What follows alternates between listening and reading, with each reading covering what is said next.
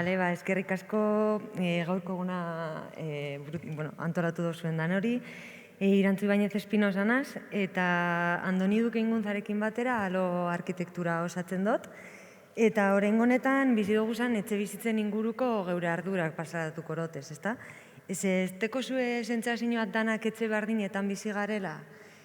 Azkenean bakotzak geure beharrak eta geure berezitasunak dekoguz, bai etxe bizitza danak igualak dire. Orden urrengo ikusiko dugu zen irudietan promozio estandar bateko adibidea hartukot, zenbait ideia saltzeko.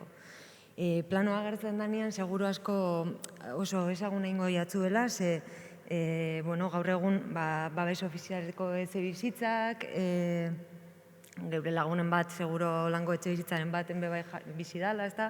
Hor ikusten dugu zelan dauen sukalde txiki eta itxi bat, sala bat egaz onduan dauena, logelak eta logela nagusia deitze hotzagune, ez da? Bere bainugela propioa dekona. Orduen, hau estandarra bezala saldu oskuena ez da neutroa. Orduen, habitar edo bizi izatea kontzeptu politiko gisa ulertzen badogun, balore batzuk eskutatzen dauzela ikusiko dugu. Eta, urrengo ikusiko dugu zen ariketa baten bidez, zentzuk diren balore horrek aztertu gure dugu, ezta? Lehenengo erako dan aldaketa, izango da oso ezaguna bebai eta agian erakargarria bebai izen aldana, dala sala eta sukaldea batzen dauzena. Ze gertatzen da hau egitean, ezta? Alde batetik, erlazio hori bestelakoa bihurtzen da. Sukaldatzen dauen persona batek aldau berbain sofan etzunda edo jolasten dauen persona gazbe bat. Eta bebai, modu baten, sukaldatzeko leku gehiago dagoelez, zaintza lanak bizibilizatu eta sozializatu egiten duguz. Orduen, dekien garrantzia emote hotzagu zaintza laneri. Urrengo ikusiko dugun diapositiban, bebai, ikusiko dugu zelan ezaguna ingo jakun, ze agian dula hamarkada batzuetako etxe bizitza bat izen alda, gure aitona mona bizizien etxe bizitza, ezta? Logelak eta komunak konpartiduak dekosanak. Azkenean, negoziazioa, ados ipintea, edo eztabaida bezalako elementuak beharrezkoak dire komunidade honen barruen bizitzeko. Eta horrek ja galtzen goiaz, ezta? Azkenean, logelak eta komunak partekatzean, bizi direnan arteko hierarkia hori lausotu egiten da eta gorputzen intimidadea bestelako kolokan ipinten da. Ez dago intimoagoa dan gorputzik, komunak partekatzeko direlako.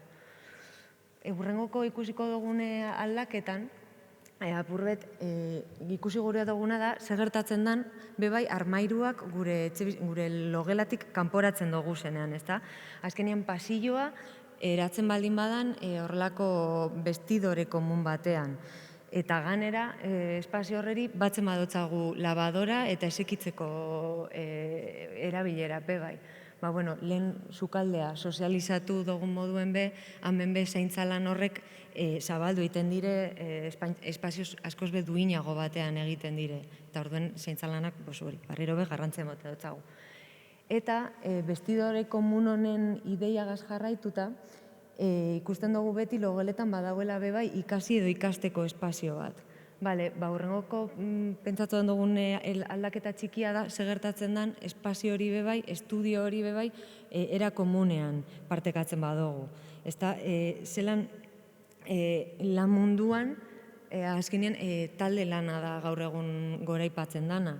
Eta, enkanbio, etxe bizitzetan bakardadean egiteko pentsatutako espazioak dire. Orduan, ikusi aldugu azkenengo plano honen eta lehenengo ikusi dugunan artean, etxe bizitza estandar honek balore ezberdinak bultzatzen da bezala, ezta? Eta gure ustez, eta apurbet hau dana labur biltzeko, merkatuak eskaintzen dituen etxe bizitza tipoak edo etxe bizitza arruntak, sistemak berak, definitzen dituen baloretan eraikiak dauzela. Pribatua dana goratzen dala eta espazio komunak txikitzen direla. Zaintza lanak eskutatuz eta bizilagunen arteko hierarkiak sortzen da bezala, ezta? Ideia honek eta beste batzuk publikazio txiki batean bildu duguz, Repensar para rehabilitar lo doméstico, Euskal Gobernuko lurralde plangintza etxebizitza eta garraio sailak sustatutako publikazioa da, eta Mugak Bienalaren barruan aurkitu eta aurkeztu dugun publikazioa dugu, ezta? Ale batzuk ekarri doguz, hor sarreran deukozu ez, doakoak dira, beraz, nahi zen eskero eta interesik eukitzekotan hartu lasai. Eta, bakarrik bebai esatea, aipamen berezi bat, ezta, gugaz lan egin duten Ekin eta Sarari, diseinatzaile grafikoeri, Bote Studio, Amsterdamen deki euren egoitza, baina, eskerrik asko eri bebai. Eta, esatea bakarrik, hori argitalpena berez, refleksioa bultzatzeko gida moduan ulertzen dugule, domestikotasunaren inguruen, gogoeta individual eta kolektibo hori sorrarazteko, ezta? 3 kapitulotan banatu dugu, lehenengokoak inertzia izena deko, eta mundu mailan eraikitzen diren etxebizitzen inguruko analizi txiki bat egin dugu. Bigarren kapituluan, arrunta dena bezala definitu duguna, komente dugun apurbet, ezta? Etxebizitza estandarran inguruko analizia egiten dugu, eta 3. posible dena, rehabitar kontzeptua geure balore da erabilen eta erabakien arabera bizitzeko erantzun kreatiboak eta disruptiboak bilatzen dugu, ezta? Lehenengoko adibide batzuk botaten dugu.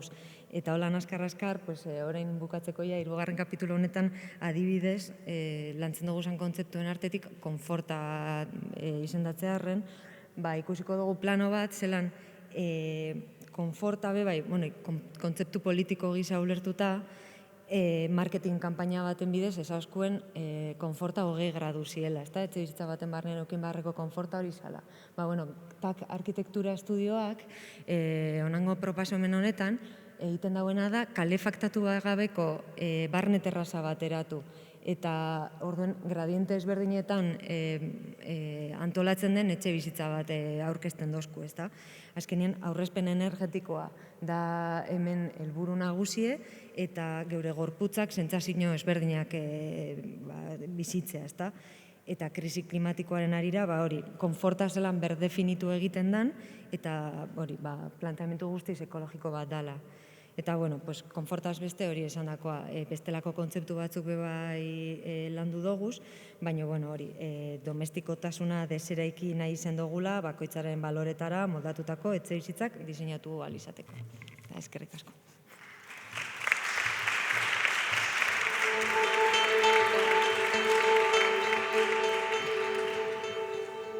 Vale, pues...